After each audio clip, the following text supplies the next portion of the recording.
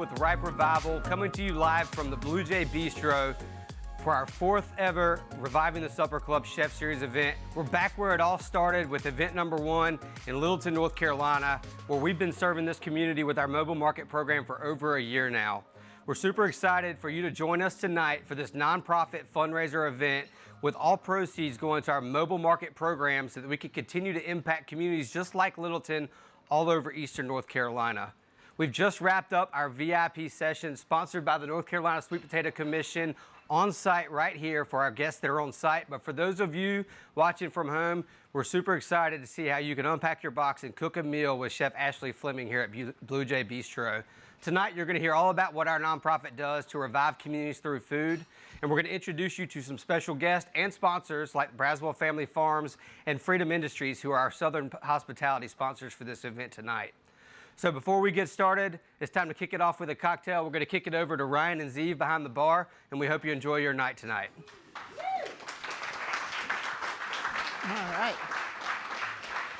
Thank you, Will. Welcome back. So, as always, like to start the night off with some cocktails. In your boxes, you should have received the mixers. We have 2 different mixers. We have the fig ancho mixer. Ryan? I'll take that. All right. We have the ground cherry pineapple mixer. So these are the bases for the cocktails that we will be making this evening. All right, so first things first, for your cocktails, you have to have some tequila, margaritas. We have chosen for the evening and are very thankful to have End of Days sponsor us this evening. They've donated this beautiful new agave tequila that they have, Blue Agave Spirit. It is Castillo 1815. They have some phenomenal products outside of this, but this is brand new on the market. You can get it in your liquor stores, and we have chosen to use this for our cocktail this evening. So at home, choose the tequila of your choice or mixer. I'm sure if you want rum, vodka, all of those will go great as well. All right, let's go ahead and get started, Ryan. I'm ready when you are. All right, let's do it. First things first, ice. Ice. Any ice will do. Just as long as it's It frozen. can be a big cube, it can be a small cube, it can be a bunch of tiny cubes. All righty. All right. We're gonna start with our tequila. Now we're going to do about 1.5 ounces of the tequila. Or if you're at home, however much you prefer. Truth. I might need a little bit more. I know when I cook it so bad that I need a lot of it. This is true. All right. Awesome. Next, you're going to put your mixer in. So I'm going to make the ground cherry and pineapple. I got the fig ancho. All right. This is enough for 2. So you can put half of it in there. If you did it at home, hopefully you doubled up on the tequila. All right. Perfect. All right. Throw those down. The agave syrup. We have just taken regular agave from the market, mixed it half and half with warm water, made it a little bit more viscous, so easy to pour. About 1/2 ounce of that. Perfect. All right. We are actually going to put a splash of lime in first right now, but at the end, you can just squeeze a fresh lime in for it, and then we'll shake it up. Shake it up?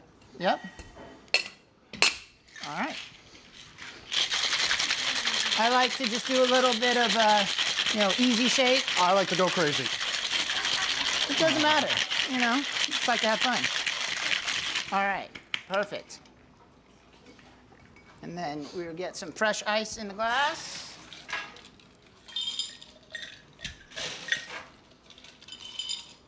Fantastic. And a strainer. Strainer. Thank you, sir. All right.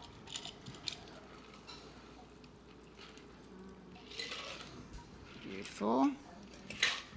And then for our purposes here, we're going to top it off with a little tagine sprinkled lime. Just make sure you make it on the glass. Yes, I have troubles with that sometimes. What happens if you don't have the shaker at home? It's okay. 2 cups. Try not glass, because glass can break, not good combination. Just do a little, college days back and forth, and then dump it in, and you are good to go. So now that you have your cocktails, cheers, Ryan. You're ready to cook. We're going to go ahead and send you back to the kitchen where our guest chef, Scott, and Chef Ashley are waiting for you. Hey everybody, welcome to Blue Jay Bistro in Littleton. I am super happy that you guys are joining us tonight. Hello to all my family and all my friends and all of our guests cooking at home. We're gonna get started pretty quickly tonight. Our chicken is gonna take the duration of our cooking time, so I wanna get that started really quickly. But along the way, we're gonna have some good conversation. We're gonna talk about everything else that's going on. I do have a guest with me tonight. This is our friend Scott Watson. This is he's been in the kitchen about 5 minutes, so this is gonna be very exciting for everyone involved.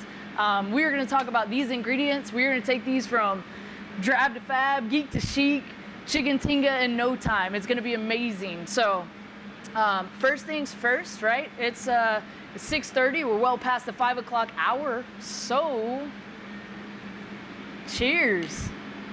You gotta have a little bit of cheers, you gotta take a deep breath. Oh, that's good. That's real good. That's good.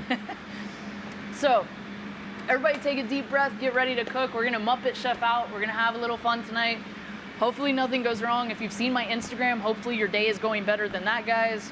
And hopefully nothing like that happens to us tonight. So, we're gonna get our chicken started first, and we'll sink our teeth into everything next. So, without further ado, you've got your naked chicken here.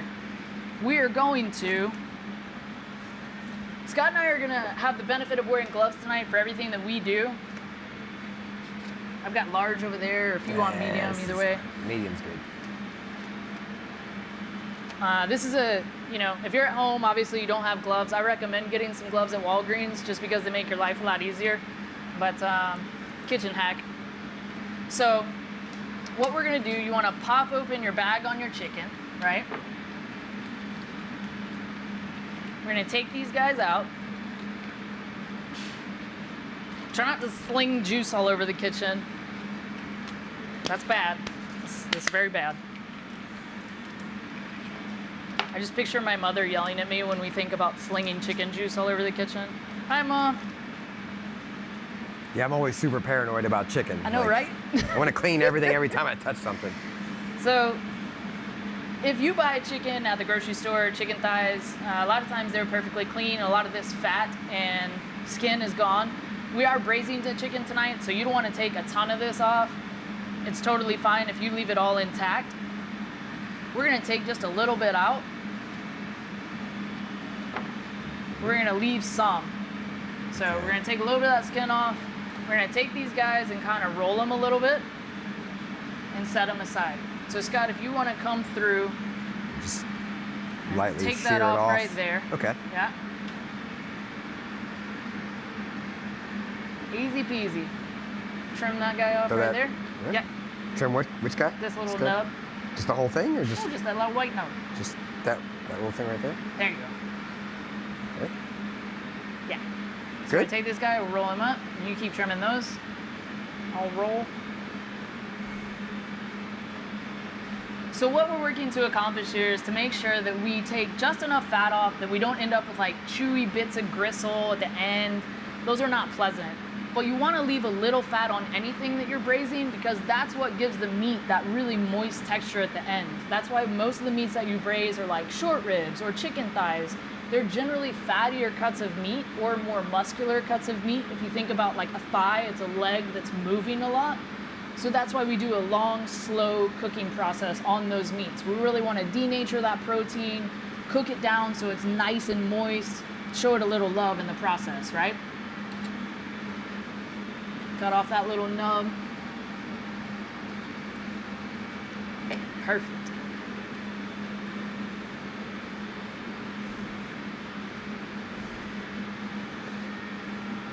Looks like someone beat the chicken up already. So a lot of this stuff, like I say, if you don't want to trim your chicken, it is totally fine if you don't. This is not something that will make or break your dish tonight. You know, I have the luxury of working in a kitchen tonight where we've got 2 cutting boards and we can go a little bit ham with our dishes here. But this is not something that's going to crush the dish tonight if you haven't done this. We're just going kind of the extra mile tonight on all of our stuff. All right, so once we get that all cut and rolled, our next step is our Tinga Spice. So hopefully everybody got their packets of Tinga Spice, this little unicorn magic we make here in-house at Blue Jay Bistro. I'm always a big fan of like sending our spice mixes with our box. I think it gives us a little bit of character. And you know, one of the things that a lot of home cooks are always scared is like, did I season my food too much? My dad always says that you can always add more, you can't take it out. And that's true, especially when it comes to things like salt, things like that. But when it comes to spice and seasoning, as a home cook, generally, you're gonna wanna put more on there than you think is enough, right? So this whole pack is going to go on your entire chicken. So Scott, we're gonna sprinkle this on there. We're gonna get pretty crazy. Oh, okay. Good little amount. Yeah, we're gonna get crazy. Kind of rub that on. We're gonna flip it a little bit. Flip it over. And then we're gonna get the rest of that on there. This spice mix contains all the salt that you need tonight. You shouldn't need to add any more salt to your dish. Shouldn't really need to add anything else to your dish. I tried to take the guesswork out of it. Tried to help you guys along, so should be easy peasy, right? So we're gonna take all this chicken, we're gonna set it aside and let it hang out with all of our seasoning. Is everything okay? We haven't broken you yet? Oh no, no, Okay. this is. We haven't started fire yet. This so we're is just the in, worst thing. We're in the sharp we're in good section. shape. So what we're gonna do is we're gonna set our chicken aside a little bit. We've got it seasoned and ready to go. We're gonna move our cutting board over.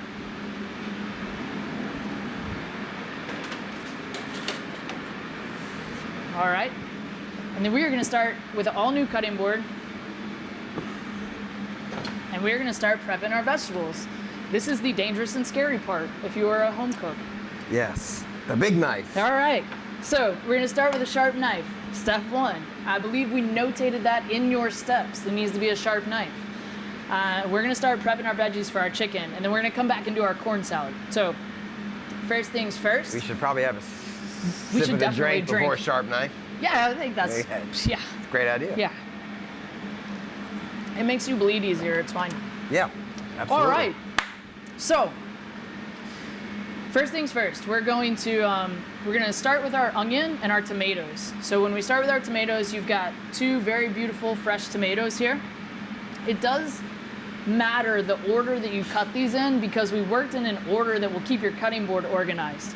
Chefs are always thinking about organized and mise en place, which means to put everything in its place. We're always kind of a chess game step ahead, right, in the kitchen. So there's a reason that we start with tomatoes and end with cilantro and garlic. Cilantro and garlic are the 2 most aromatic flavors in your dish. They're also gonna be the ones that make your cutting board the dirtiest. So we start with our other stuff first. So what we're gonna do is we're gonna large dice our tomatoes. That is a 3/4 inch cube, right?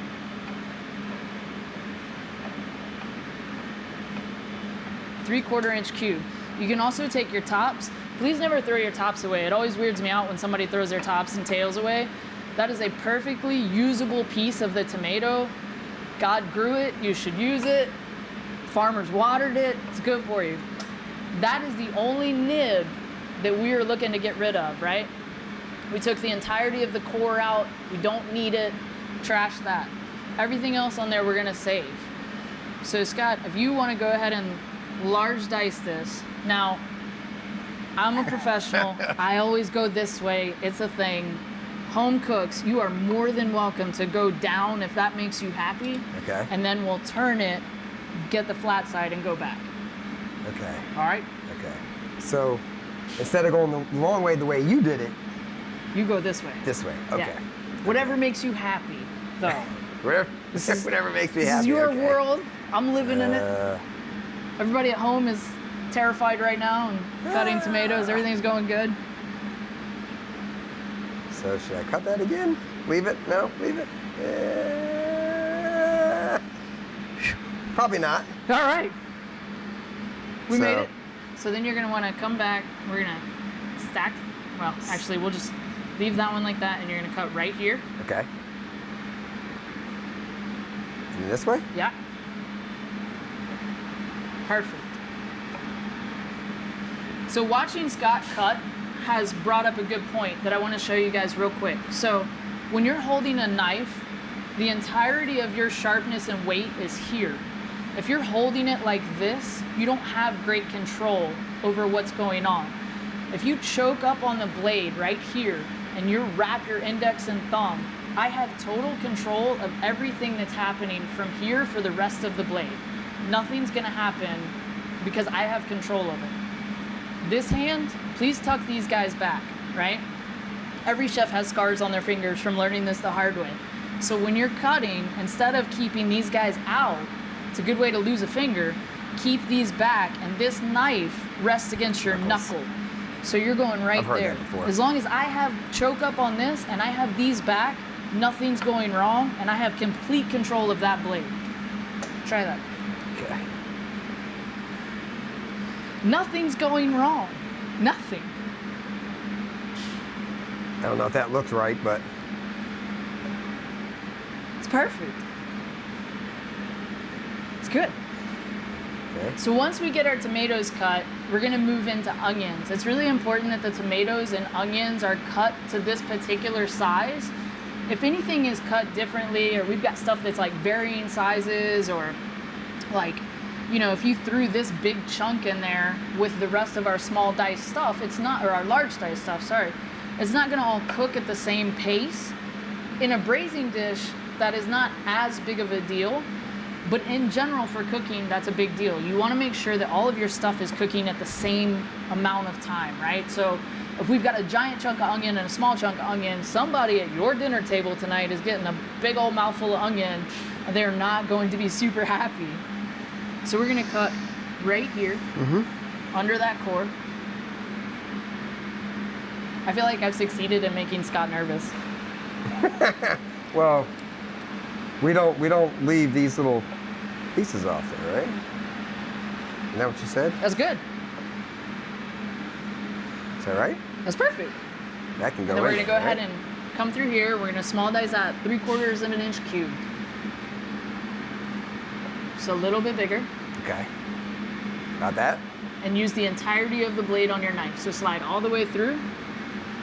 One of the beautiful things about having a sharp knife, you got an 8-inch chef knife, use all 8 inches of your knife, right?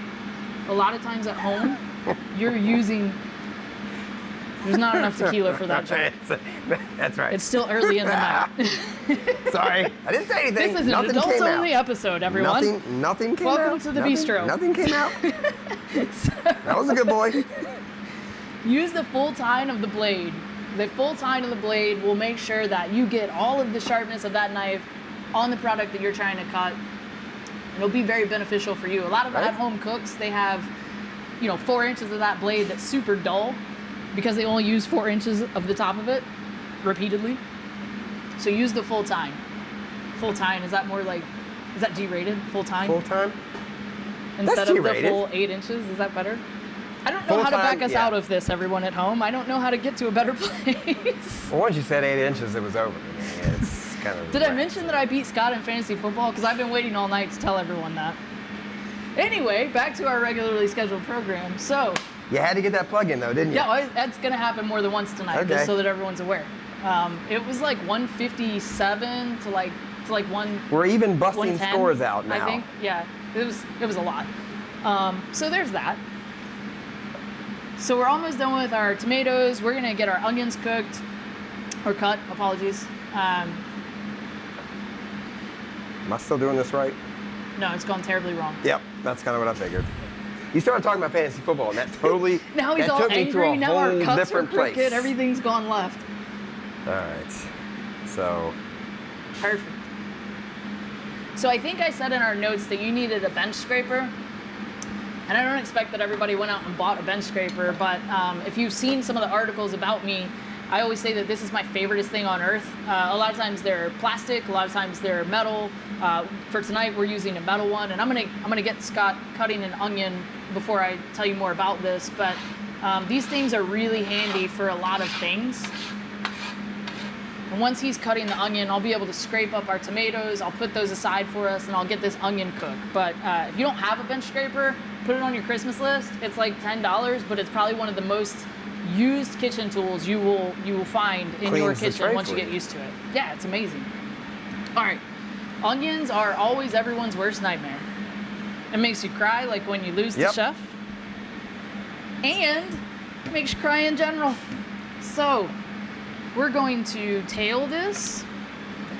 Anybody that watched my last demo, I have very strong feelings about onions. So when I was in culinary school, they make you tail it and they make you top it, and then you got to go from there.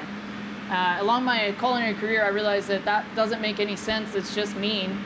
And so the better way to do things is to leave your top on, right? So we're gonna leave our top on so that our onion is still fully intact. We're gonna peel that outside layer. You can drink now if you want. Okay. It's acceptable. I don't need to be told twice. I'm a good boy. I listen So we're gonna peel that layer. most of the time. I was gonna say, your wife might say otherwise. I don't know. Yeah, well, she's not here to say anything. She's out front waiting for food that I'm gonna mess up. So we've left that top intact so that when we go to dice this thing isn't gonna move around on us. A lot of people, when they're cutting an onion, that's one of the main problems is you've got this thing that's like moving around and round, right? So we're gonna slice right in. We are cutting this the exact same size that we did our tomatoes. On a medium onion, 3/4 inch cube gets you about 4 slices. We're gonna come back down. We're gonna come back across. And we've ended up with 3/4 inch cubes that are perfect and ready to braise. Take that top, that's got a little bit of core on it. That's trash to the stock pot, as my friend Julie Ross used to say. And then, Yep, I knew that was coming. there you go. Now you're gonna want me to recreate what Godspeed. you just did. That's the fun part. And you went this way, So right? while Scott's working, I'm gonna take this bench scraper and I'm gonna get all these tomatoes while off Scott's for us. trying to work. And hopefully 'Cause, Scott doesn't Scott's lose a not finger. doing a very good job, but he's trying. Okay. So one of the keys is that you cut straight. That was not straight. If Close enough. you get a goofy onion, it's my fault. All right, so 4, 5, 5, right? So we've got 5? in, and then Yep. where's your top? So you're gonna flip it, and we're gonna go this way. Oh boy. Oh, put it now back we've together. We gotta put it done back it. together now. It's happening. Okay, so we're going this way now? So if this happens and you've got a loose cheek, set that guy over there so that you can see what you're doing and don't cut No off onions your left hand. behind. Oh, Yeah, we we're can't- coming back for it. Don't you worry. And then we're All gonna go down this way. Down this way. Yeah. Okay. So like start here. Yeah. And then.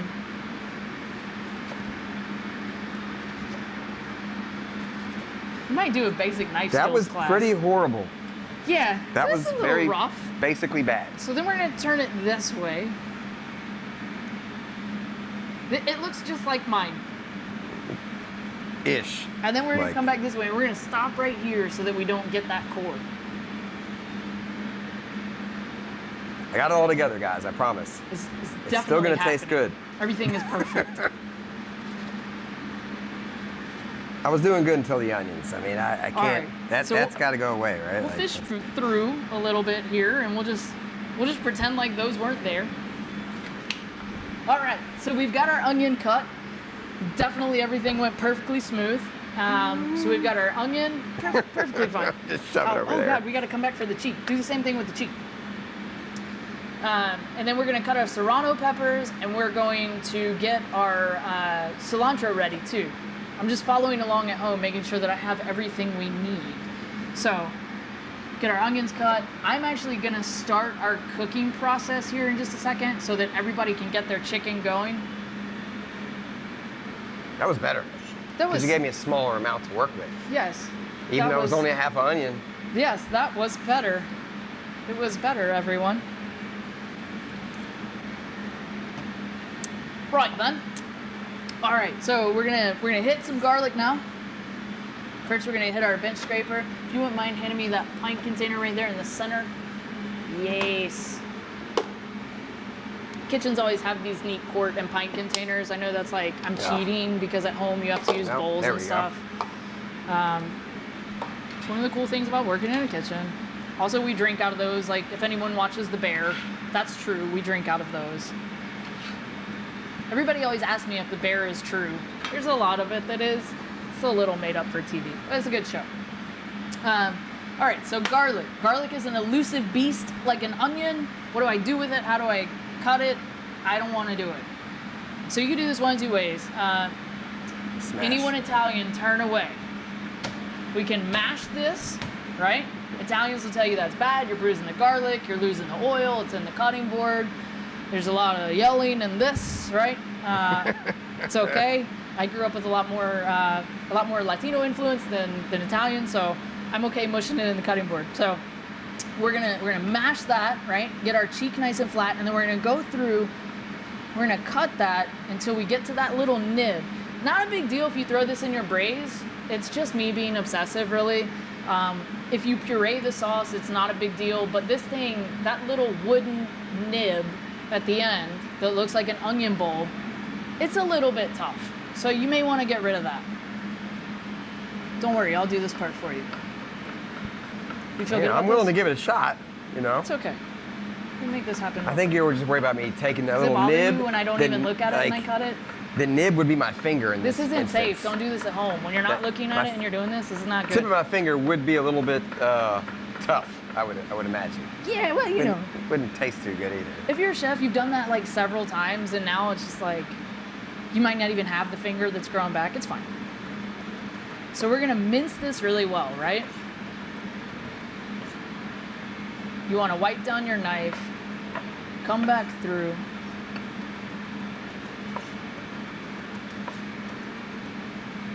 Right? And we continue to do that until we end up with a really nice minced garlic. What we're looking for is something like this. I realize this might take you a little bit of time. I realize that I'm kind of breezing through here, right? I'm used to this. This is where you get to like do your best, like Benihana, like I'm whirlwinding through this. I'm getting crazy. You can really, Get that leverage going, man. yeah, like you want to put your hand over here, you know, take out your It's like a rhythm. work frustration. This and the corn tonight are going to be where you take out your work frustration. So whenever you're scraping stuff off the cutting board, please use the back of your knife. Be kind to your blade, right? When you scrape with your blade, you make your knives dull and they cry. And I love my knife a lot.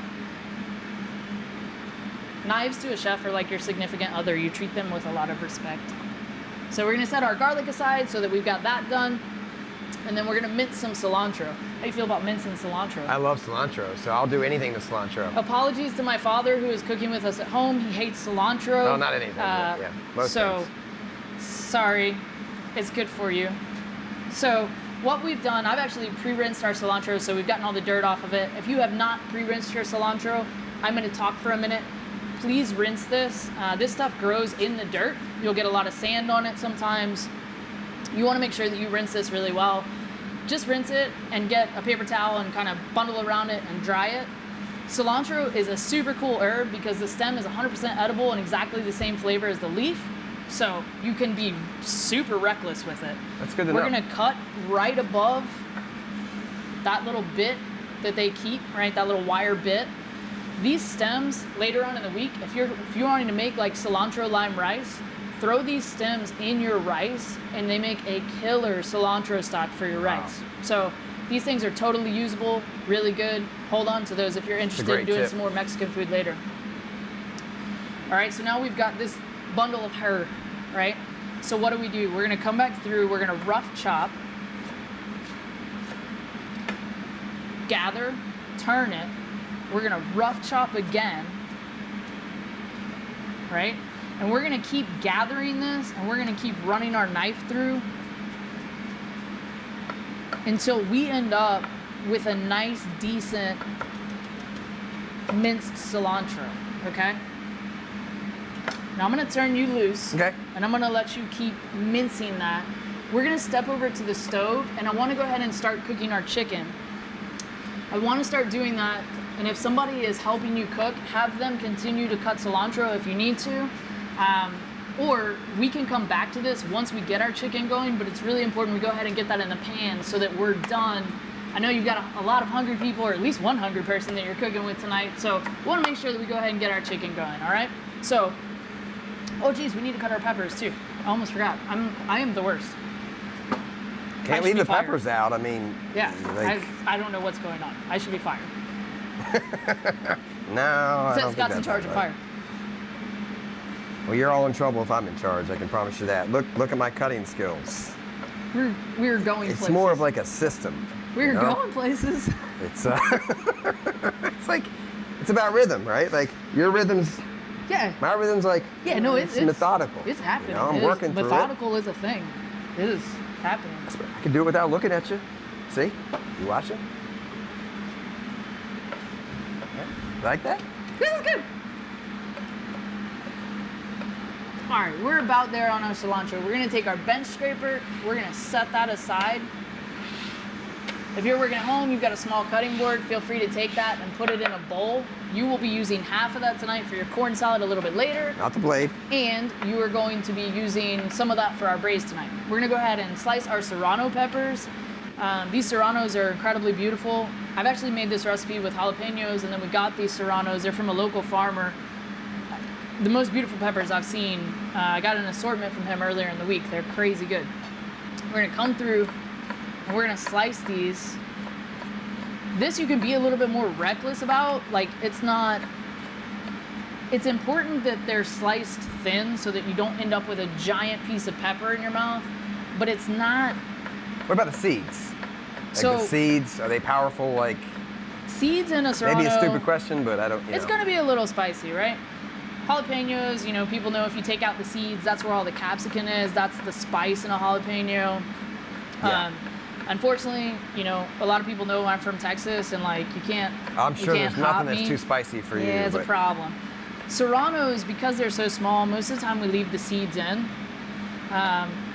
Up to you at home. If you want a little less spice in your dish, you can omit the serranos entirely. That will make me sad. But you could take out the seeds if you really want to do the extra work. I don't find that these are so incredibly spicy that you're gonna light yourself up. But completely up to you at home. That's a great point. yeah. Let's get cooking. Are you ready? Oh yeah, absolutely. So we are cooking in a 12-inch saute pan. A lot of you at home have a pan with a lid. That's incredible. The funny thing about a professional kitchen is we don't have a lot of that stuff. I do at my house. So we're gonna kind of bootleg it a little bit and show you what to do if you don't have everything you necessarily need. So the way we do things here when we are looking for a lid is we use another saute pan that's inverted. So we're gonna be doing that tonight and show you what that looks like. So we've got our heat on the pan.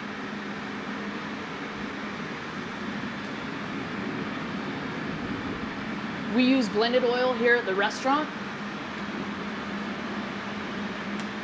We're gonna put a nice amount of oil, enough to coat the pan. What's the blended oil? Like, what's the actual So our oil? blended oil is 90-10. It's a 10% olive oil and 90% canola oil. So Okay.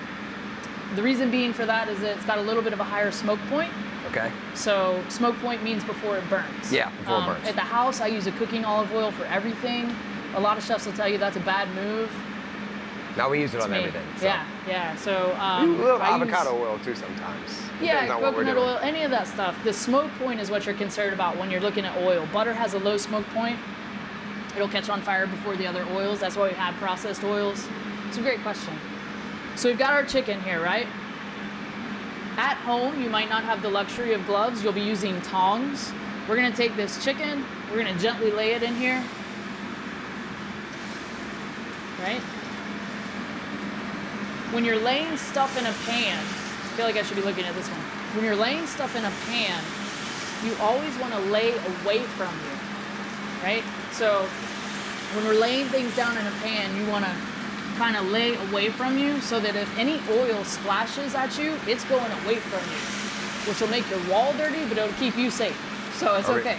It'll Right. keep you cute, make you all dirty. Put more in here, or is Yeah, so what we can do, move them around a little bit?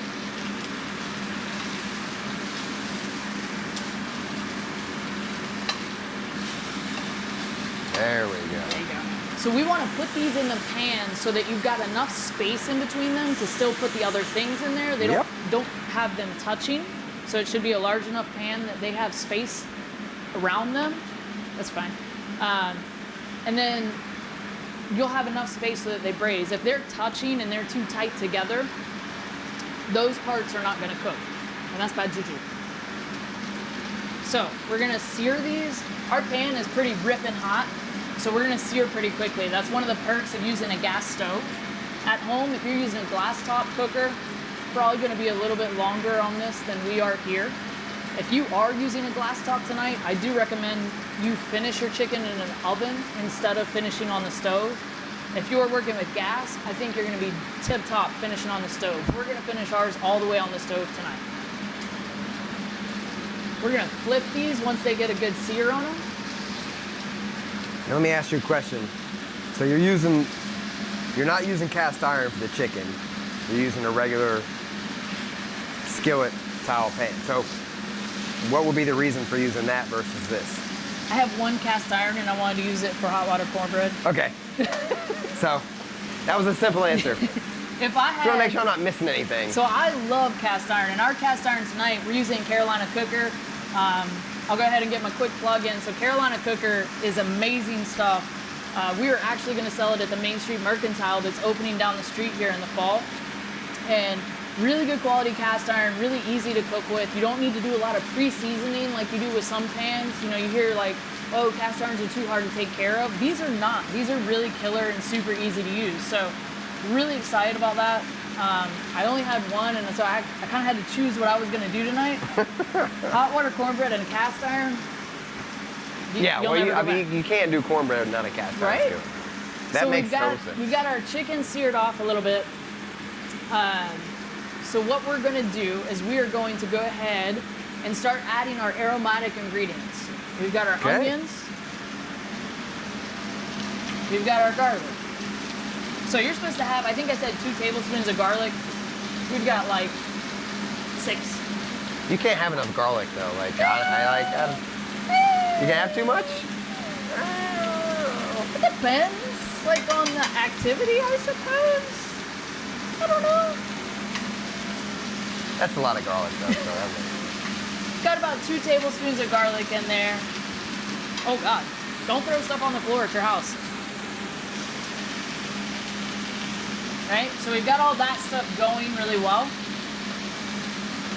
Once we get our aromatics in there, we're gonna go ahead and add our tomatoes next. What we're doing here is just making sure that our chicken isn't sticky, right? yeah, keeping it moving. Keep it moving.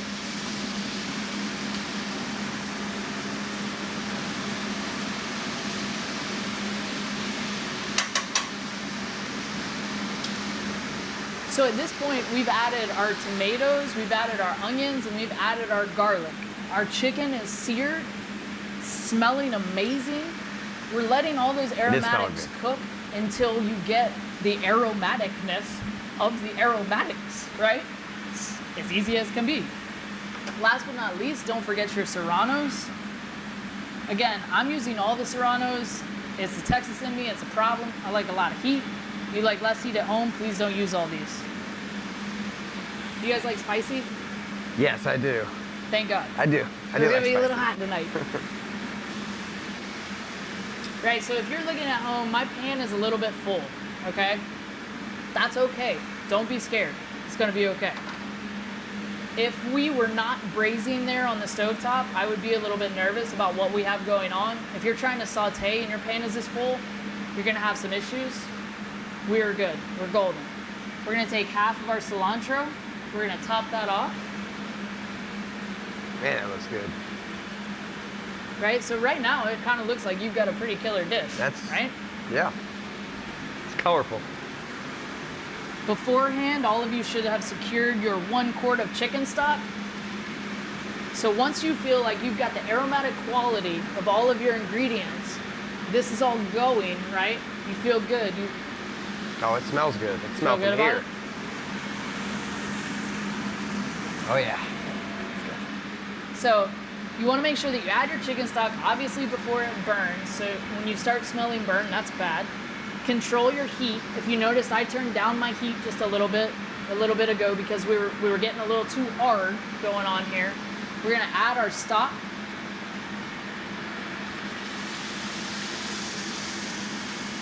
It's like I know what I'm doing. See how close that is to the top? Oh yeah. I've done this before. I ain't half bad. that's right. I would expect nothing less. All right, so what we've got here, we've got this incredible chicken. It looks killer, right? Honestly, I kind of want to eat it just like that. I'm very hungry right now. So That makes two of us. we're gonna let this go and seal until we see kind of a bubble here. We want to start to see a little bit of a bubble, and we have a little bit here, right? We've got a lazy bubble. Lazy bubble is a simmer. Okay. Rolling So it's like a boil. light bubble. It's Yeah, like so we're simmering right now. it's not a full bubble. It's Exactly. a light bubble. What we're looking for is a fuller Full-on bubble. As soon as we hit that full bubble, we're gonna take our lid.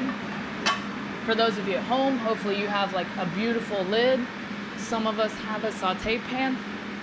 Honestly, this is how we cook in a professional kitchen. So do you guys So have like at home, lids? what happens is the lids you need are dirty. The lids you don't need are clean. That sounds right. At least that happens in our house. Sounds right. I'm assuming that, kids, dogs, rabbits, cats, you don't get the dishes all the time. This is you know? true. It's a You got- thing. We It's got a thing. people in the house. They got to be taken care of too. I feel that. It's a thing. You want to make sure most of your chicken is submerged. I almost said subdued. It should be subdued. Subdue the chicken. Calm the chicken. Please, Subdue it. please make sure your chicken is subdued. Handcuff your chicken. Yes, that is a Hog man, tie your chicken. This is a really weird demo. Well, Right? All right, so we've got our active bubble here now. So we're well past the simmer point. We're gonna take our lid, AKA our inverted saute, flip it, and hit it.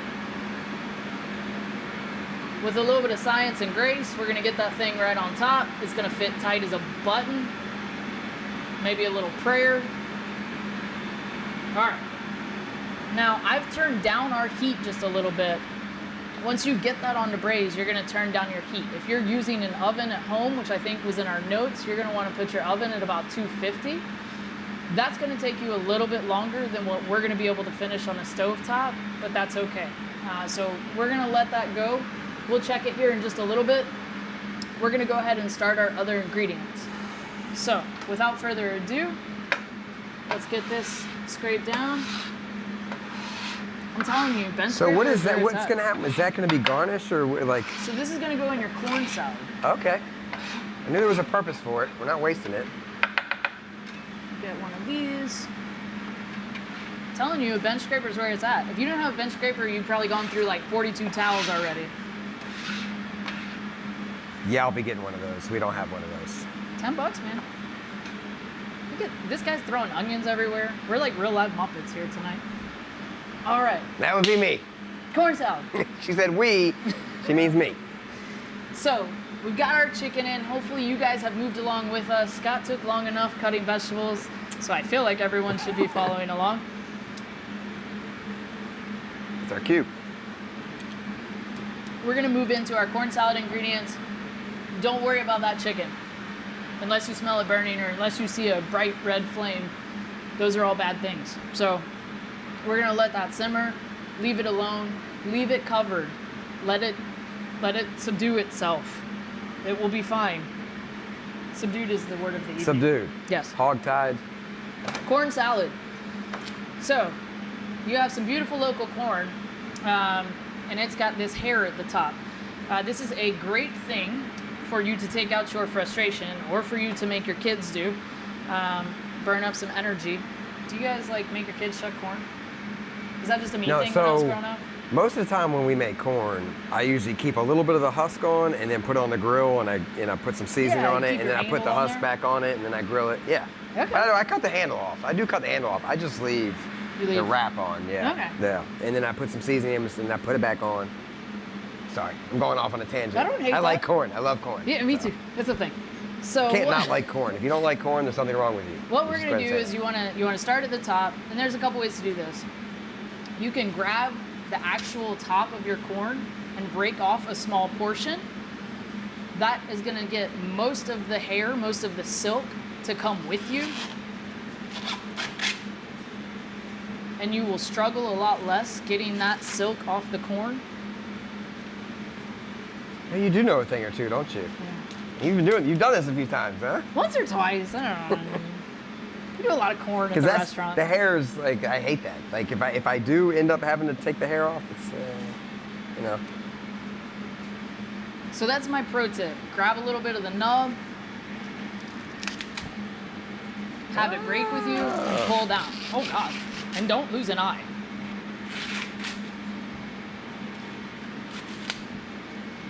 It's kind of therapeutic, I feel like, right? Yeah, it is actually. You want to get most of the silk off. You don't have to be weird. Like, it's not going to kill you if you eat the silk. We try to get most of it off because it's not super palatable. And, you know, if you're coming to the restaurant, I feel like you should expect that I can take the silk off the corn. So, About silk, you mean the threads, right? Like yes. little things that look like hair. Is that what regular people call it? I'm corn hair, silk. I mean, I'm always I've never lost. called it corn hair, but I mean, There's like a whole, like, regular people cooking that confuses me. I don't know that I've ever called it anything, to be honest with you.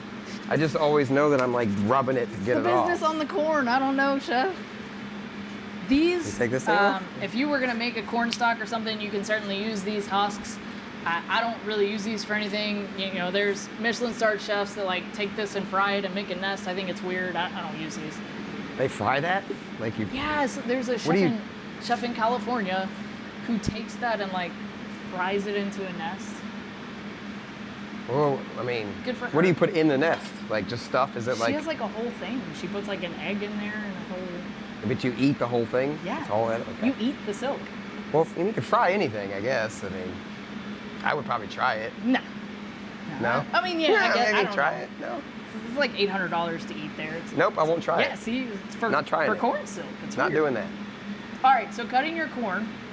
So we've also created a flat side here, and we've taken off the handle. If you're grilling, leave that on. Creates a handle for you to turn the corn on the grill. It's a smart thing to do. When you're taking this off, this can be tricky. It's gonna go all over your house. I can't help you with that, I'm sorry. When we're doing it here in the restaurant, a lot of times we'll cut it in a pan so that it catches all the kernels that are flying off. But, you know, other than that, I have no suggestions for you on how to keep the kernels on there. A sharp knife will help. The sharper your knife is, the better that will be for you. But other than that, I mean, you know, the juice is loose. It's a thing, it's gonna happen. We're gonna sharpen our knife a little bit. Yeah, I have a feeling this is going to get funny in a second. So. Make it very safe.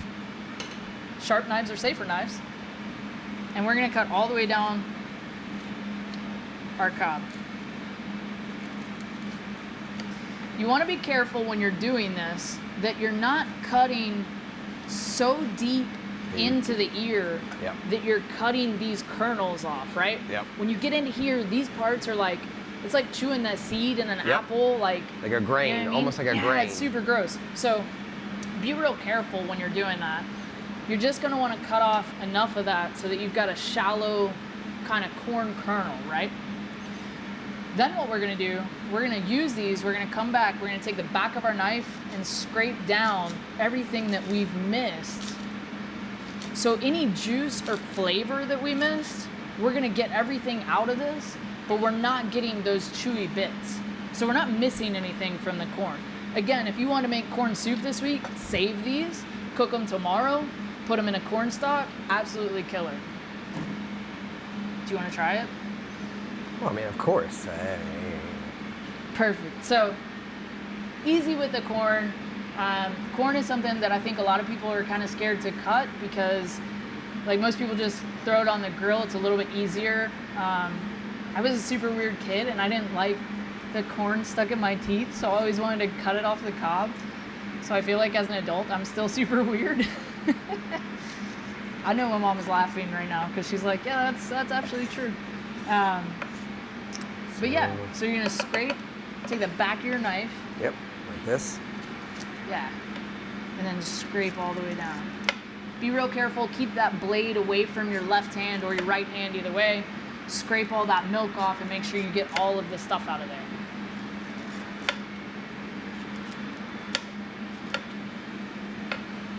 All right. Perfect. So we've got 2 of those. We're gonna come back and do the rest of these, but I wanna show you the rest of the vegetables for our corn salad while we're doing this. We're gonna knock out our tomatoes real quick. So these are our cherry tomatoes that you've got. We are going to cut these, I say top to tail. This is your top right here. Your tail is here. So we're gonna go ahead and cut these top to tail, right? That's how we're gonna prep those. And then we're gonna make our dressing. The ingredients for the dressing are super simple.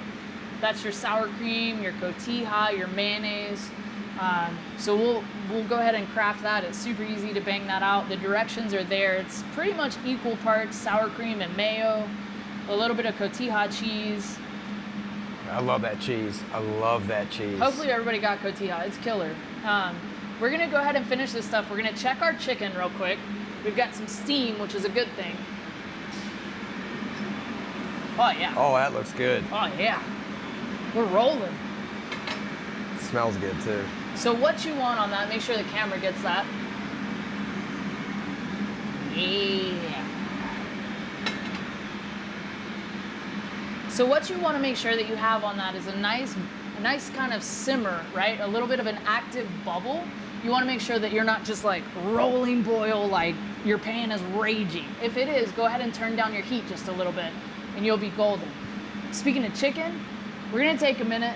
Scott and I are gonna finish this corn salad mise en place to put in place. That's our ingredients, right? Mise en place. I've taught you culinary French now tonight. We're gonna finish our mise en place. We're gonna finish our cocktails. Zeev, Ryan, hint, hint, it's time for beer. We're gonna throw it over to Will and let him introduce you to some of our local farmers. We'll be right back with you guys. All right, everyone. We hope by now you're starting to enjoy the aroma in your house. Everybody here, we hope you're enjoying the food that's coming out. Wanted to take a minute, not to take away all the glory from the kitchen. I know y'all are having fun watching the kitchen right now, but we want to talk about the mission behind Ripe for Revival and our company as a whole. So our business, Ripe Revival, our purpose is to revive communities through food. And we say we'd like to bridge the gap between farm excess and food access. And so as we run our business as a ministry, we actually founded our nonprofit, our 501c3 Ripe for Revival, as an extension of our mission, a way to put boots on the ground in communities and to put our money where our mouth is. You know, we actually give back a percentage of all revenue from our for-profit business to our nonprofit as foundational funding, but we rely on partners like Braswell Family Farms here to help support our nonprofit mission as we go into communities in Eastern North Carolina. And we can't think of a better month to have this event as a fundraiser because September is Hunger Action Month. And what we are trying to target is food insecurity. Through our nonprofit, our goal is to go into communities where in North Carolina, 1 in 8 families are food insecure and 1 in 6 children are facing food insecurity. So these are statistics that we believe if we can bridge that gap between farm excess, utilizing farm excess to serve a need, to serve communities, and to use food as the vessel to love them well, and to bridge the gap between food access, to provide access through our mobile market program first, where we have upfitted 4 city transit buses into Pay What You Can grocery stores who actually go into communities by taking produce from local farmers and partners and making food, fresh food, accessible and affordable to all. And so we are serving over 12 counties in Eastern North Carolina right now with 4 buses. We're about to bring on our 5th bus, and our goal is to serve 30+ counties in Eastern North Carolina by next year. As I said before, we cannot do this without partners like Braswell Family Farm, who has sponsored the bus outside Blue Jay Bistro tonight, and many others who have stepped up to support our communities. And so we want to introduce you to Trey Braswell, a board member of Ripe for Revival, one of my best friends, and the president and a family member at Braswell Family Farms. Trey, thanks for being here. Tell us why this is important to you and what community is all about. Well, so at Braswell Family Farms, our mission is to feed the body and the soul. So it's not only are Will and I really good buddies, but this is a great partnership because God made us to thrive in community. And so, you know, everybody has a different role in community, And we have the opportunity to give a hand up to help people, to feed them. So, we're really grateful for that partnership. And, we wouldn't exist without our communities. We all have opportunities to help each other up and to be helped. And that's what's so great about community. So how does it feel to see a bus with your company on the side of it, going into these communities, and then to actually be at events and see families walking on, having access to this fresh food, but also meats, eggs that you provide to our nonprofit from your farm? What does that feel like, for you? But also, what example does that set for your employees and for other businesses in our communities? Yeah, first of all, they should have picked somebody prettier to put on the side of the bus. That's true. But it's great. Like, we have an opportunity to reach, another market, that needs help, and we want to be there to help. Will's got such a heart for the mission, right? Like, Will has such a heart for the mission. And so, we do what we do every day. So it's awesome to partner with people like Will and Ripe for Revival that are it's thankless sometimes. Like, it's hard work what they're doing. So people like myself and other farmers are grateful to be able to provide for Ripe for Revival and other ministries that are reaching out. And what better way to bring communities together than around the table eating, fresh, healthy food. So it's really a gift. Well, we're thankful for the gift and the generosity that y'all have expressed or handed to us. For so many others that have sponsored this event, other business partners who sponsor our nonprofit month after month and really make this all possible. I think that for everyone here who doesn't know much about our program, or for those of you at home, our buses have the potential to distribute millions of pounds of food every year. And so, simple math, if we have 100 patrons that walk on average at every site, and we have 5 buses serving almost 75 sites a week, and they take on average 10 pounds of produce, that's almost 5 million pounds of produce a year with 5 buses. And so our goal over time is to continue to increase that, to serve families and to enable them to have opportunities to nourish their families, to create healthier outcomes, and to really empower them and create opportunities for them to come into our ecosystem and to serve their families well. So, Trey, thank you for your support, and we thank you for everyone else who has supported us along the way. Welcome back, everybody. So we have been checking the chicken. Everything is tip-top. We have finished our corn mise en place, right? Corn is beautifully cut, sir. You did a fantastic job. So we've got our corn here. We've got our tomatoes that we have topped and tailed. It's like you know what you're doing. It's all right. You know what you're doing. We've got our salad dressing ingredients for our corn salad. So one of the tip-top secrets for me cooking at home, I have a booze block really similar to this. I don't do this at the restaurant, but I do this at home, I have to admit. I will wipe down my cutting board when I'm ready to do something else, and then I'll go ahead and flip it so that I'm ready for the next thing. Clean, just like that. I'm at home, I wash both sides, and you're good to go. A lot of times at home, I see people like struggling, just burning through towels trying to get that thing clean. Just flip it and go to the next thing, right? So we're gonna go to the next thing, and we're gonna start working on our corn salad and our hot water cornbread. I want to take a minute while we're doing that and talk about our cocktails. We went right into braising chicken, so we didn't talk too much about what we were drinking tonight. So the yellow cocktail mix, as Eve mentioned, I hope, is our ground cherry and pineapple. A lot of people don't know what ground cherries are. Ground cherries are like one of the coolest things that I've learned about since being in North Carolina. They are a tiny orange fruit about the size of my thumbnail. They're part of the gooseberry family. And one of our growers, who does a ton of the stuff for the restaurant, grew our ground cherries for this, Wolfberry Hawthorne in Durham. Shout out. Jason is a good friend of ours. He's been with me for a long time growing stuff for us. He says he grows all the weird stuff. And that's pretty true. He grows a lot of weird stuff. Well, someone's got to do it. Yeah. I mean, no one else is growing it. That's true. So he grows ground cherries for us. It's a niche market. These are really killer. So we were super excited to feature his ground cherries in the cocktail. He also grew the figs. So if you ended up with a purple cocktail and you got the fig and ancho mix, Jason also grew those figs for us. I was super excited. I wanted to use his fruit specifically, so that's why there were 2 cocktails floating in the atmosphere. So it's very good. it's not half bad. Scott asked me what a ground really cherry good. was, and I was like, I don't know what a "Man, ground cherry is. we should back up." I know what ground bees are. I don't know what ground cherries A are. ground bee? Yeah, you know ground bees? You know what a ground bee is? No. You spend a little bit more time in North Carolina. You'll figure it I out. know what ground beef is. Go out and cut your grass. I At some don't- point, you will run into them. Yeah. Not so much for the I outdoors. promise you, you will run into a ground bee at some point. I like farming, and I don't like mowing grass. So, cheers, everyone. And then before we get started, I wanted to take a little moment and make sure that we talked about Ripe Revival and kind of why we were doing this event tonight. This right here is one of the reasons that I'm so passionate about Ripe Revival. So this drawing is done by the students at Littleton Academy. Littleton Academy is a school up the street from us that's near and dear to what we're doing here. A lot of the students there are on scholarship. Halifax County, where we are located, is one of the top 3 poorest counties in North Carolina. There is a tremendous need for food security here. One of the things that I'm very passionate about is making sure that good food, like we're eating tonight, whole food, nutritious stuff, is going to the hands of everybody. That should be a rite and a passage for everybody to get the best stuff, right? If you're raised on fast food, your brain and your energy level don't function the same way. So if we can start kids young enough that we get the right food in front of them and we really make them feel comfortable with stuff like broccoli at an early age, we're doing a great service. Ripe Revival has a great mobile market program, and that's what we're here to support. That bus is parked in our community across the street. Have you ever been to the bus? Yes, I have. It was out in Killer. front of the theater one That's time. what I like Yep. to hear. So that bus is in our community every Tuesday afternoon.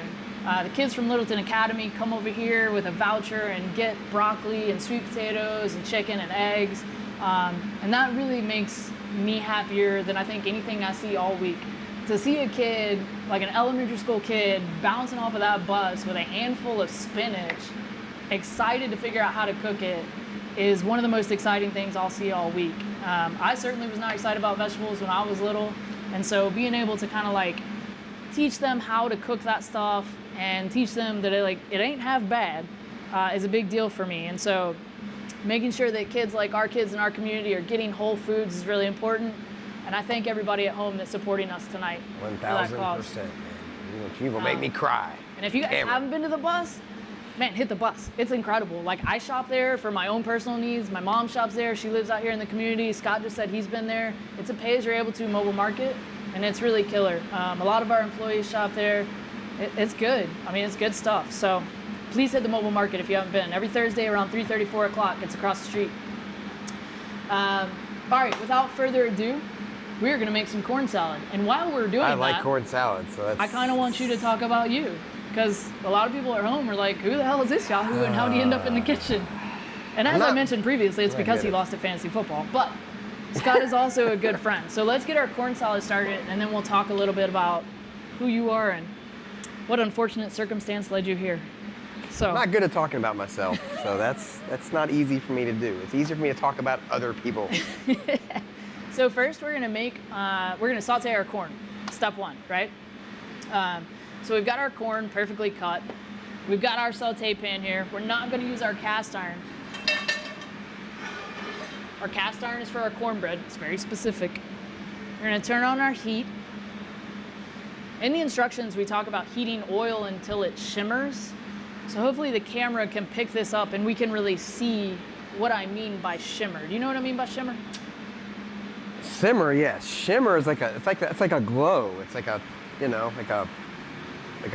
glow. So when you put oil in your pan, right?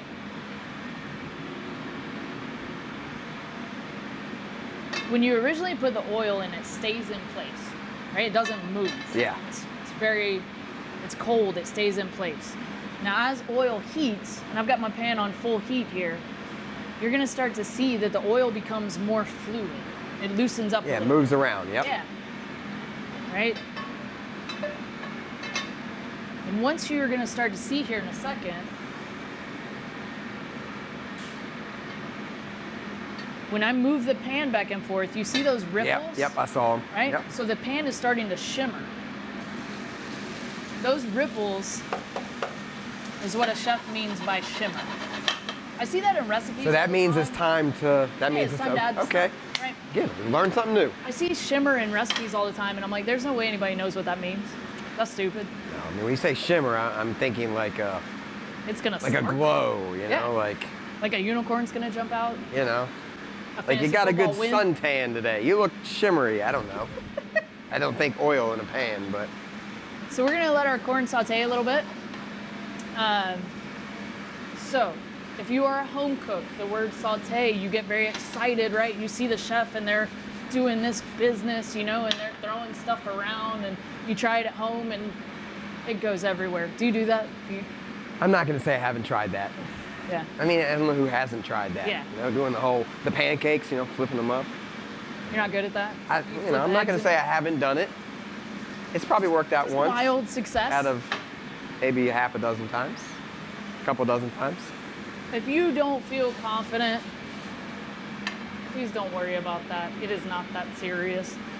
Rubber You can just spatula. stir it around, right? Like Calm. that's more my speed. We're not breaking anything. We're not throwing stuff around. We've thrown enough on the floor. It's a mess. We're good, right? You do this when you're feeling yourself, right? I mean, I guess, but like That's when I would do it. everybody, I'm doing really good, I've and all of a seen- sudden I do it. every chef I work with has done it, and then like a day you're not on, and Yeah. then you got to clean all these. It's not fun. So, and then There's lots of holes in there. Like that's now you're fun not fact, right? getting Like on that chicken. we know what we're doing. I swear. So if you melt your spatula at home, don't worry, you're doing it the right way. Yeah. If you don't have a burn mark on something, like including yourself, you're probably not doing something right. Everything is fine. What we're doing, we're gonna saute that corn just until we get a little bit of color on it. We don't want it to brown. We don't want it to like get super dark. We're just looking for a little change. You'll start to get aromatic, right? You'll sense that sweetness. Corn is full of sugar, natural Yep. sugar. So what you'll start to smell if you walk that towards yourself, smell that. right? You can smell the sugar. Oh yeah, in you can smell the corn. sweetness, Yeah, like starting to really come out. like kettle corn. Yeah, that's what we're going for. If at any point you're starting to stick to the pan, you have not added enough oil, or your pan is too hot, right? So you want to control your heat, turn it down a little bit. We got a little pepper in there. There's a little guy in there. If you get that, you win a prize. Yes, I guess. If I can grab it with my finger, I win something? Yeah. Without burning myself? Yeah. Don't tempt me. I might Okay, so try. see at this point our color has changed a little bit. We've gone from white to yellow. We've got some nice like, you can smell the sweetness coming out. Oh yeah, it gets Okay. sweeter and sweeter. I was all, see? Well, that's not so bad. I can't be If it went trusted. in there, it'd be bad. I can't be trusted. So we're gonna let that sit. Turn the heat off, let your pan hang out, you're good to go. It will carry over and you're fine. All you're looking for is a nice aromaticity. Aromaticity? Aromatic-esque? I don't know. Okay, Yes. what you said. Goodness, over there. And, yeah. Then we're good. So now we're gonna make corn salad dressing with another burned spatula. We have a burned spatula here. So we've got our corn, we just turned off the heat on that, and we're good to go. We've got our cherry tomatoes here, top to tail, we're good to go. We've got our medium bowl. We're going to prepare the dressing. Are you ready? I'm ready, We man. must prepare the dressing. Hopefully everyone has secured their own sour cream, their own mayonnaise, their own cotija cheese. Scott said he thought it was cojita, and that's funny because all of the servers here say cojita. It is cotija. Cotija. Yes. But it I'll can be never make the cojita. mistake again. It's okay. I've heard all sorts of things. Cotija. I had a guy that I worked with that called it cotija. Or how about Kojita? That was also North That'd Carolina. be like that's kind of like a Japanese flair. Y'all talk Kojita. funny out here. Yeah. Y'all do. So I like how you say y'all, because you just threw it out there. Y'all. You didn't even realize you said it. Oh no, y'all, I'm y'all Southern. talk funny out here. I'm from a whole different country. Yeah, you're from like Yeah. South. Yeah. We're mid-South. OG South. Cheers, Texas. It's funny the variations of Southern accents, though. Oh yeah. Yeah, it's bizarre. So I'm gonna follow the directions explicitly for making this dressing. What you have in front of you is exactly what we're gonna do. We're gonna take a half cup of mayonnaise, a half cup of sour cream. Mine are measured into cup batches, so I know that I need exactly half of this. we're going to take 3/4 cup of cotija, and we're gonna mix that dressing. So, cotija, sour cream, or that was mayonnaise, my fault, and sour cream. I was gonna say, that's a dark sour cream. That's like a, All right, we're gonna make our dressing. We're gonna whisk this. So Scott, you wanna tell everybody a little bit about who you are and what you do while I knock this out? sure thing. I don't cook professionally, so that I don't do. So, as Chef said, my name is Scott Watson. I am a local real estate agent here at Lake Gaston. I work with Coldwell Banker Advantage over in Littleton, the other side of Littleton, not the town of Littleton, same area. I moved here in 2005 with my wife, my beautiful wife. Yes, I'm married up, and I'm okay saying that. I have no problem with that's how you get beautiful kids, is you marry up. So we moved here in 05. I started a contracting business then and ran that business for well over a decade. My degree field in college was real estate and land development, and got my license in 16, and now I sling houses. That's what I do. Take care of my people. Love what I do. Absolutely love what I do. So Scott is one of the most well-known real estate agents out here, I feel like. I try. I work hard at it. All right, so Take care of my people. what we've done here is combine our sour cream, our mayonnaise, our cotija. I squoze a couple of lime wedges in there so that we've got our dressing made. What we're gonna do now is add our corn. Our corn is still a little bit warm, and that's okay. What we're looking for is a nice combined salad from here, right? I just want to scoop that and eat it. I know, right? It smells I killer. just want to eat it. Ooh, smell the cheese, man. You should have the tiniest, most adorable bottle of tahini. Go ahead and add your tahini to this salad and set this aside. Your corn salad is done. Your tomatoes are done and ready to go. The only thing we're missing is hot water cornbread.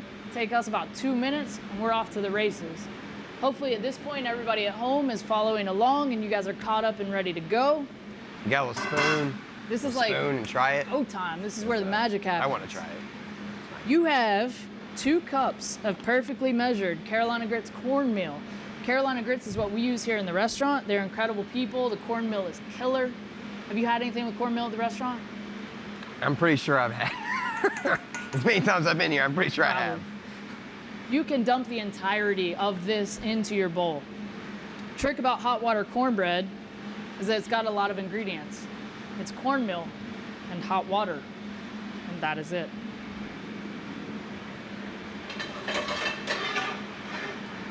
We're gonna go ahead and turn on our cast iron, so we've got that going. Let's check our chicken, just peek in. Oh, nice, and it's getting brown. It's getting more brown. Got some good stuff going on there. Again, if you're using the oven at home, you're a little bit behind us. If you're cooking on a gas stove, you're probably right about where we are, and that's where we want to be. Let's get some utensils here.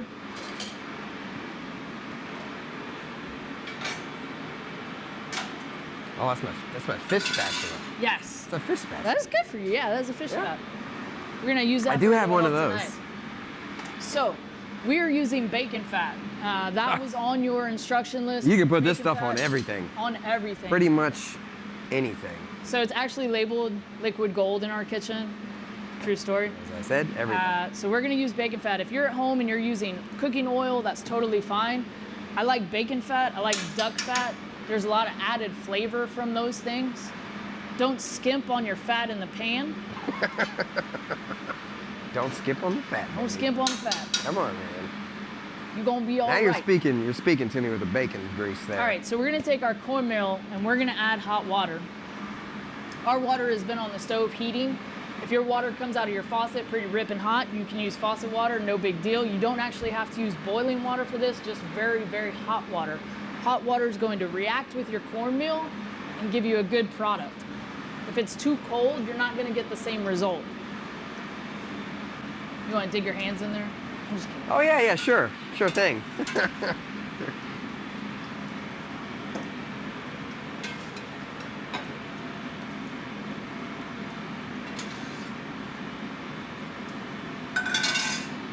So we've added about equal parts water to cornmeal. Like I told you earlier, my dad always says you can add, but you can't take it away, right? So we've got our cornmeal and our water. We're still a little dry, Yep. so we're gonna add a little bit more. Add till you get the consistency you want, right?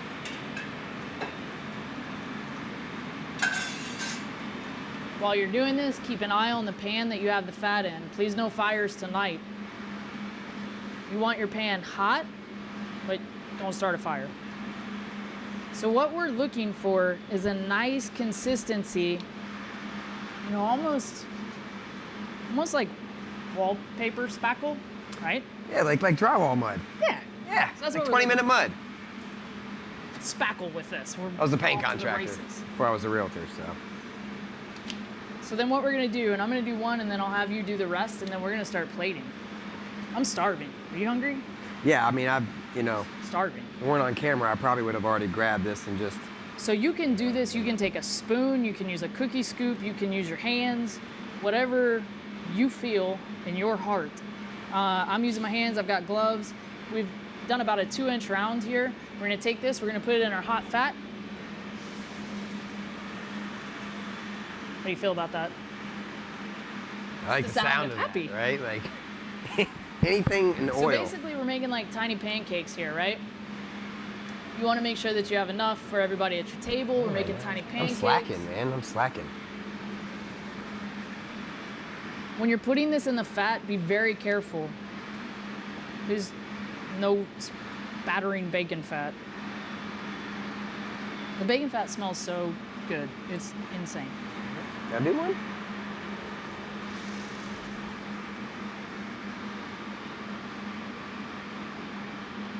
So you should have enough for probably like, 6 rounds at least. We'll get all that going. And what you're looking for is you're gonna leave that in the pan and let it start That was a to little cook, ugly, but, right? you know. So you can see on the camera on the sides, it starts to brown a little bit about halfway up. And that's what we're looking for.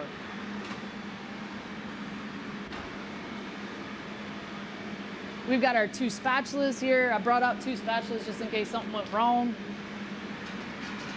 You can give me the ugly one in the corner. That was my baby. That's my baby over there. Right, again, so we've got this killer cast iron pan that is really helping us. We've got non-stick, it's beautiful what we've got. So you can see it starting to change color here on the sides. We just want to let that brown a little bit before we go a full flip. When you flip it, flip away from you. See, we've got a nice golden brown on that side. Yep. Right? We're still a little under here. You want to wait until it's changed color all the way up to the top and you know you're ready to flip. Once you flip, you can kind of flatten it out a little bit, right? Once it's got a little bit of firmness to it, you can play with it. This is one of the easiest things that you will make and you're gonna love it. You're gonna want to make it all the time.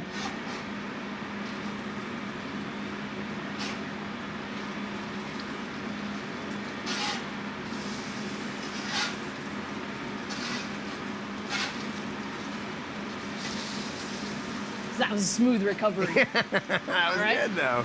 It's good. So we're gonna let those cook. We've got our corn salad ready to go. We're gonna go ahead and get our plate.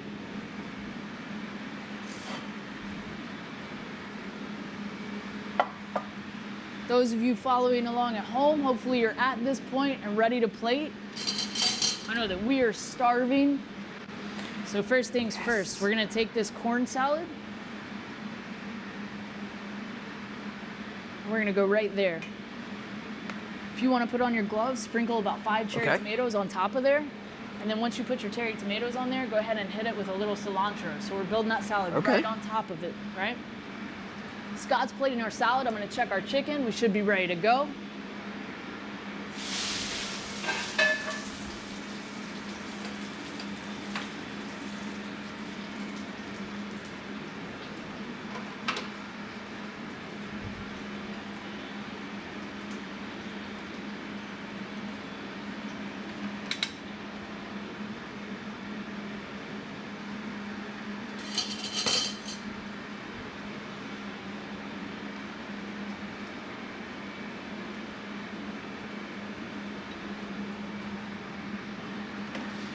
done well, sir. Is that enough cilantro? Perfect. Like if it was up to me, I'd put a lot more on there.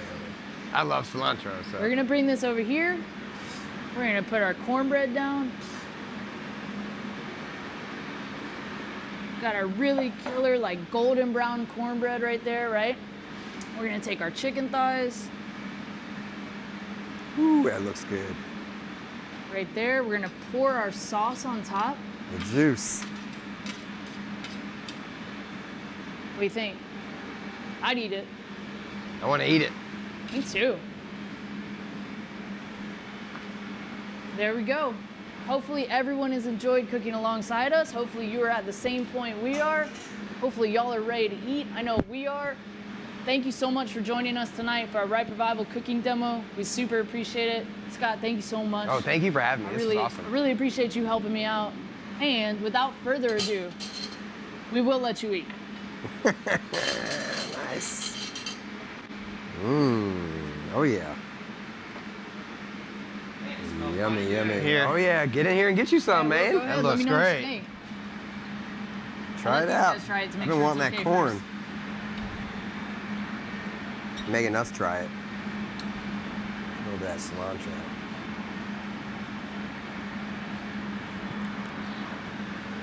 Oh my gosh. Doesn't suck, right? There's nothing sucky about It doesn't suck. It's far from suck. that. That's amazing. It's on the far side from suck. Guys, thank you so much for joining us tonight. I super appreciate it. Wow, If there's oh my any gosh. questions, this let is us good. know. We really appreciate y'all. Y'all have a good night. Well, y'all killed it in the kitchen tonight. To everybody at home, we just want to thank you so much for participating. Hopefully by now you're already diving in just like we are. God, this is good. Hopefully you learned a lot. To those in the restaurant, you're about to find out what this goodness is. So from the bottom of our heart, we want to thank you for supporting our nonprofit. Our call to action is join the revival. Find ways to serve your community, find ways to introduce us to people within your community if you feel like there is a need for what we offer. And we would love for you to consider supporting us every month financially if that's something you'd be willing to commit to. And we're super thankful for people who want to be part of our Purpose to Revive communities through food. Before we hang up for the night and dive into this food, we do have a raffle that we have to announce winners for. So, without further ado, we have 4 prizes. The first prize is our Wade Designs jewelry. It's a specially designed bracelet that they made. They are super talented. Y'all should definitely check them out. This has a $300 value, and the winner of that is Lee Fedor. Congratulations, Lee. You've won that sweet potato vine design. Prize number 2 is from one of our other sponsors, Carolina Cooker. You love Carolina Cooker, don't you? I do, They actually. got some awesome stuff. They actually make a corn shucker tool so you don't have to cut it off. Y'all should check that out. know. But also all kinds of good stuff in the kitchen. They're doing a pre-seasoned skillet, a chainmail scrubber, and a digital meat thermometer. The winner of that $92 package is Leanne Eatman. Prize number 3 is from Locorum Distillery, and it's a tour and a tasting.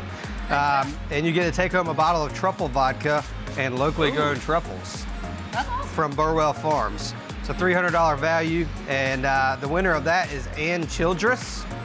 And last but not least, a Ripe Revival meat box. We ship these all over the state every week. This one is about a $100 value with a lot of local meats. And the winner of that $100 meat box is, drum roll, last prize, Ray Summerlin. So, all prizes will be shipped to the winners. If you have any questions, email info@ripeforrevival.com. We'll make sure we take care of that. So until then, thank y'all so much for being awesome in the kitchen tonight. Thank you, everybody. And we look forward to seeing you out in your community. Thanks, y'all. Bye, y'all.